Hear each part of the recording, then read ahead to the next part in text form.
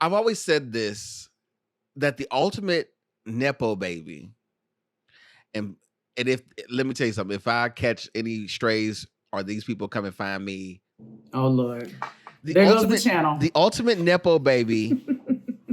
Do you know who I'm gonna say? I think so. Go ahead. Hey, Boomer. Hey, hey, Boomer. Well, so the kids are at it.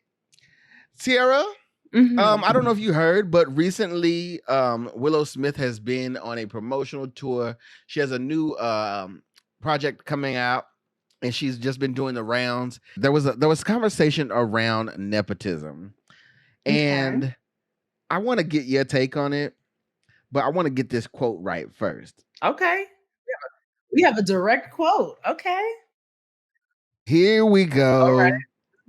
Make sure you zoom in so you can see it. Boomer, zoom in so you can see it. So it says, speaking of how she deals with outside noise critiquing her trajectory to fame, Willow admitted that the term, which is given to famous children because of their lineage, doesn't fit her case. I'm going to read it in Willow's voice. Oh, okay. Or how I think Willow sounds. I truly believe that my spirit is a strong spirit. Shut up! Let me read. Oh my God. The voice. I wasn't ready. Is that right? Am I on the right track? It's spot on. It's perfect. I truly believe that my spirit is a strong spirit, and that even if my parents weren't who they were, I would still be a weirdo and a crazy thinker, she said. I definitely think that a little bit of insecurity has driven me harder because people do think that the only reason I'm successful is because of my parents. That has driven me to work really hard to try and prove them wrong. But nowadays, I don't need to prove to anybody. Thoughts? First of all, before beautiful I go, performance. Bravo. Thank you. Beautiful. I felt that. I felt like did I get the vocal fry? Yeah, like I felt like I could like I was just sitting here having a conversation with Willow. I thought it was perfect. Yeah.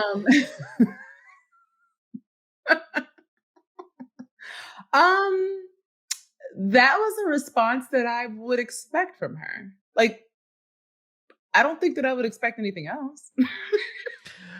Here's my thing. I don't think she answered I don't think she understood the question. Also that. Either A, she didn't understand it, or B, she understood it and tried to talk around it. But the question is this, Willow, because I know she watches. Of course. Absolutely. She definitely watches. The question is, do you credit, I didn't ask it this way, I'm just rephrasing it. Do you credit most of your success to the lineage of your parents? Your mama and your daddy. If we're answering this just straightforward yes or no, you say yes. I think wait, but maybe she doesn't feel that. Anytime you go to bed and you got a Tempur-Pedic and your blanket is made out of goat fur and whatever, you feel it. You feel it when you lay down. You feel it when you don't have to go on the Uber app for a car to pull up and pick you up. Okay. You feel it when you can book a festival stage, and you ain't put out an album in several years. Okay, now that right there, you might be onto something. All right. There's ways to feel it. Yes. I think that it's the responsibility of the parents who got it out the mud, who came from more humble beginnings and made something for themselves so that their kids could then have something. I think it's the responsibility of them to let their kids know that they are blessed. I wouldn't take the route of our brothers and sisters from other countries who weaponize the idea of humbling their children. They'll say, hey, look, you're not, you're not listening, you're not behaving, you're not doing the things I want you to do. We're gonna send you back to the Send home you back. country. Mhm. I don't like the idea of someone as a parent making your roots a punishment. Mhm. So I wouldn't go as far as that, but to just do little basic reminders. Hey, do you know how you want to, sit down and tell them how you grew up or what it took for you to get to X, Y, and Z? Because I think they get lost in the nepotism. Uh-huh. I distinctly remember also, and this was a few years ago, many years ago, because Willow was much younger, and she was doing an interview, and she said, and this is me paraphrasing, she said, I remember I was like 9 years old, and I remember I was like 9 years old, and I told my dad that I wanted to do music. And the next day, musicians showed up and we were like rehearsing. That's Yeah. nepotism. That's Yeah. Yeah. Yes, I don't disagree with you. I think you're right. That absolutely is nepotism at its finest. However, from her viewpoint, it may not be because for as far as she can see, that's regular life. You got to think about the people she's around, her friends, people in her neighborhood, people she's gone to school with. They also have those same experiences and also have yeah. that same leg up. So to her, it's regular. But to Yeah. us, we're like, no, baby, that's nepotism. It's like, Hmm. okay. I've always said this, that the ultimate Nepo baby, and if let me tell you something, if I catch any strays or these people come and find me, Oh Lord. There goes the channel. the ultimate Nepo baby, do you know who I'm gonna say? I think so. Go ahead. Is Liza Minnelli. Please. Not Liza Minnelli. We'll talk about it. Come on, Boomer. Come on, Liza Minnelli. Come on. Liza Uh-huh. is a I like poor this. imitation of her mother. And she was never, to me, y'all can give it all to me. She was never particularly that talented. She wasn't a singer like that. She wasn't a dancer like that. But if you're gonna Nepo, do it like Liza. Like, do it all the way, you know? And people love Liza. They do. People love Liza Mm-hmm. because of who her mother was. You see? I'm so glad you said Liza Minnelli and not someone else. I am so glad. It still applies to whoever else you thought of. I'm so glad. Here's what I want to say, because I often have and I want to know what you think. I often have these conversations about nepotism in the Black community. My personal thought, truly, all jokes aside, is if you got it, use it. Yeah, absolutely. Anybody else is not going to feel bad that they use theirs. Mm-mm. We shouldn't feel bad for using ours. And I think that there's such a scarcity of it. You don't see it as much, that people in our communities look at it as an ultimate bad thing, and it's not. I do think that when you're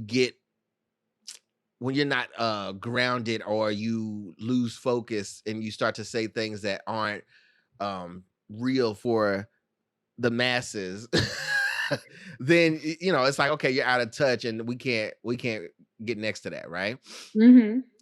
And I think that so much of the Black experience, especially in America, is we have a common we just have a common reaction to things. And when people don't react that way, and and you feel like they should, then it's hard to go for them. It's like if you and I were sitting somewhere and people take off running. Exactly. Yes, Exactly. absolutely. So if you Yes. see one of us not running, So for Willow, who whips her hair back and forth, Does she still do that? No. Or no? Okay. Because She's evolved. Yeah. yeah, She could do like an acoustic version, right? That would be cute. That'd be Mm. fun. Mm.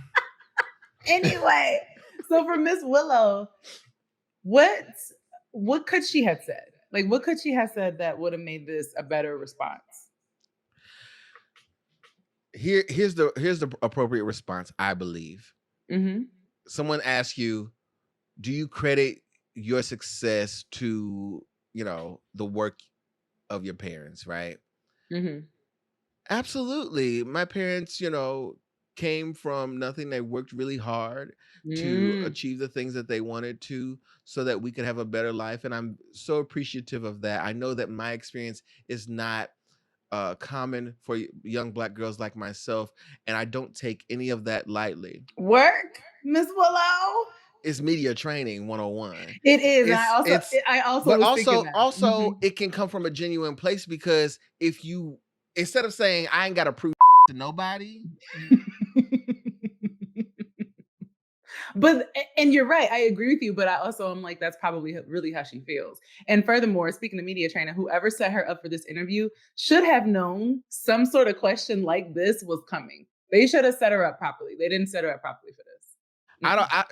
I think that she's so lofty. I love the word lofty. That she probably was like, ask me anything. I got it. It's fine. It's fine. No, I really think if you just ask me anything, it'll be amazing. Stop. Now, I'll wrap it all up with this. Yes. I happen to love Willow's music. I actually listened to Willow early on when she was just starting out, after the Whip My Hair stuff, because I didn't care about that. I love that. But after, when she started to get experimental and she was doing the Frequency singles and she was putting out her mixtapes, I actually listened to everything, and Jada as well. Okay. And I acknowledged all the time the actual talent that was there, sans who their parents are. Never once do I try to like discredit, like, oh, this girl's not talented, this girl, she's all of those things. Mm-hmm. But it's the platform. There was a study that the Washington Post did. It just came to my mind. There was a study that the Washington Post did some years back of there's a violinist. Oh, I can't remember his name. I want to say something Bell. Let's say Josh Bell. I could be wrong. Okay. But he's a violinist and he's a noted musician, right? And he's somebody, and what they wanted to do was they wanted to do this social experiment. Yes, Josh. And so Bell. What they did was he went and he played the night before. He played a sold out show, right? He's worth several millions of dollars. But then after that, he goes and he plays in the subway. Okay. The next day, right? Mm-hmm. Mm-hmm. He probably makes like $32 in tips, something like this, right? People are passing him by. They, some people stopped. Most people that stopped and paid attention were like small children, stuff like this, because of course they ain't got nowhere to be. And correct. But all the adults, it's rush hour. They were on their way to somewhere. They were trying to get to where they were going. Nobody, and what the result was, or what the lesson in that was you can be as talented as you want to be, but if your environment doesn't allow you to shine, then you're not going to get the result that you want. So you effectively have to change that environment to get to the level that you want to be. And that's just true. It's a word. That's just true. And so that applies in the case of Willow Smith, who, like I said, by the way, makes amazing music. I was on that song Wait a Minute way before it years later went viral on TikTok as a sound. And I remember listening to it in the car, and people who were riding in the car with me were like, what are you listening to? What is this? So I've been on the Willow train. So are you, what are Willow Smith fans called? The Willows or the Weeping Willows? The Weeping Willows. If they're not. Okay. But if they are, you would have had me saying that. If they aren't, that seems like a missed opportunity. The Weeping Willows. That's kind of cute. Okay. Because all her songs are like that. You know what I mean? Yeah, it gives that. Okay. Yeah, but I love Willow. I just want, come down from the clouds sometimes. Well, congratulations on your new project, Willow. Woo! Well,